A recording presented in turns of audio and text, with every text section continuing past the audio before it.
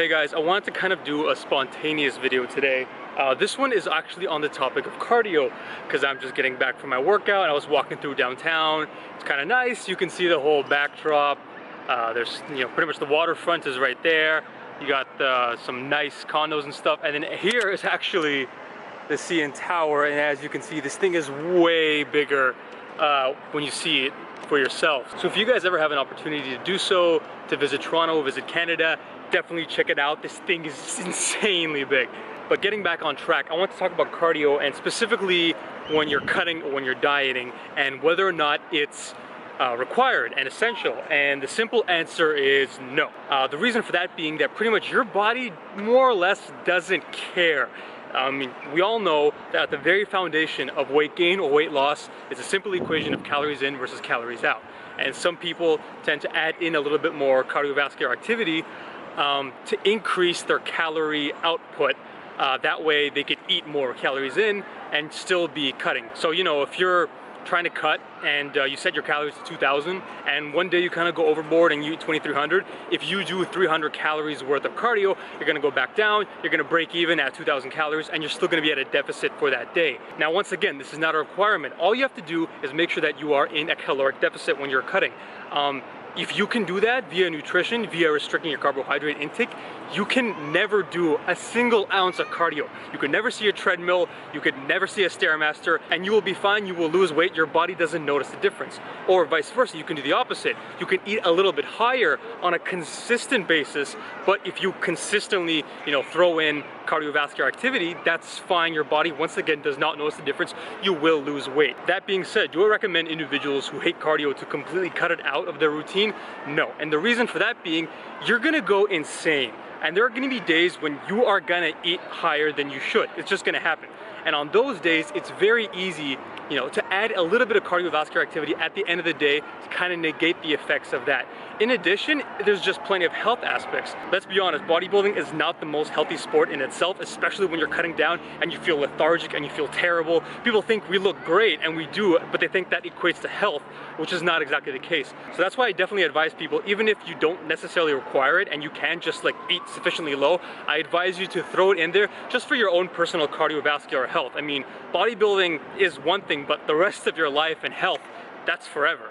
So what I advise, guys, is the best of both worlds. Both a calorically restricted diet where you deplete carbohydrates and throwing in some cardiovascular activity occasionally throughout the week. Now the next question is, what is the best cardio for fat loss purposes? Of course, we're talking about low intensity. That's, keeping your heart rate somewhere close to 60% of its maximal output. This is cardio that you can, you're doing it, but you're not completely out of breath. You can sustain a conversation while you're doing it. And then on the other hand, you have HIIT, or high intensity interval training.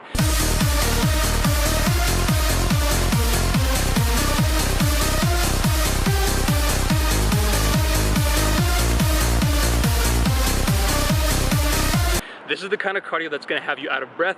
This is the kind of cardio that you're only going to be able to do for intervals at a time, resting in between. So we're talking like sprint intervals, or when you go on a bike and you do 30 seconds really fast at a high RPM, then 60 seconds off, taking it easy, then 30 seconds and then alternating between the two.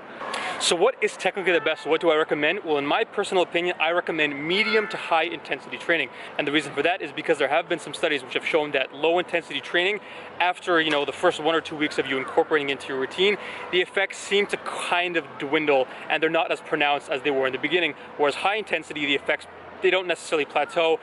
Whatever effects you have in the beginning is pretty much what you're going to have throughout your cutting cycle, as long as you keep on doing the HIIT training. Layne Norton actually talked about that in one of his videos, and the guy, I can admit, is way smarter than me. So if you guys want, you should check that video out. I'll link it in the description. All right, and finally, guys, you have the question of, if you have decided to do cardio and incorporate it into your routine, when is the best time to do it? Sorry if it's a bit loud. There's actually a baseball game going on. I'm right outside the Rogers Center, or the Skydome as I used to call it. So in this case, you have multiple options. A very popular one is in the morning, fasted cardio. So right when you wake up, before you've eaten anything. And the reason for that being is that your stomach is essentially empty. Whatever, carbohydrate stores or food stores you had in your stomach, you've burnt out throughout the night. So essentially you're running on empty. And if you, right away start cardio, your stomach and your body is gonna have no other option, no other alternative but to immediately kick into fat fat storage and burn it up. Another option is to do it throughout the day, especially around the time that you work out. If you're going to do this, I highly recommend that you do cardio after you work out. The reason for that being that your alternative to do cardio before is kind of useless, because whatever carbs or food you have in your stomach, that's what's going to be used, essentially metabolized initially to sustain yourself through cardio. And then when you decide to work out, your body's going to be running on empty. You're going to have a fairly poor workout. Whereas the alternative, you use whatever food you have, whatever energy to work out, have a good workout, and then when your body's kind of depleted its initial carbohydrate stores, that's when you do your cardio, and your body's going to have no other choice, essentially, but to go into fat storage, which is exactly what you want. But my personal preference, and this is what I do personally and I recommend to you guys, is to do it right before you go to bed. There's two reasons behind that. Number one is because, once again, if you burn up, or somewhat burn up, whatever food you have in your stomach before you go to bed, or at least somewhat, you're gonna go to bed, and that's gonna be 6, 7, 8 hours that your body is gonna be carbohydrate depleted or food depleted, because you burnt whatever it was in the cardiovascular session. So your body's gonna that much easier get into fat loss while you sleep. And number two, this is very not scientific, this is just straight up logic, is you can't feel the pain of hunger if you're asleep. So if I do cardio and I've got nothing in my stomach and I go to sleep and I know that, had I been awake, I would have been hungry in 2 hours, too bad, Igor, you're asleep. But then, yeah, you're gonna wake up just starving, but that's okay, it's a fresh new day. You can get breakfast, you can do whatever you want. So guys, in summary, number one, I recommend both a combination of caloric depletion via less carbohydrates, in addition to cardio, especially on days when you might have cheated on your diet a little bit.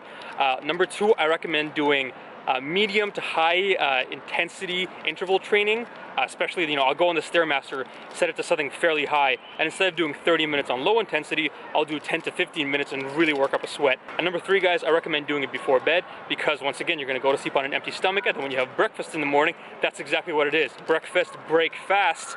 You're fasting throughout the day because whatever carbohydrates you had, you burnt up before you went to bed, and no hunger. So that's it, guys, that's my opinion on the matter. And remember, we are bodybuilders, but that means we should have at least some form and function. We can't just spend the entire time trying to look pretty. So that's it. I will leave you with one more shot of the CN Tower. Damn, that thing is massive. That's what she said.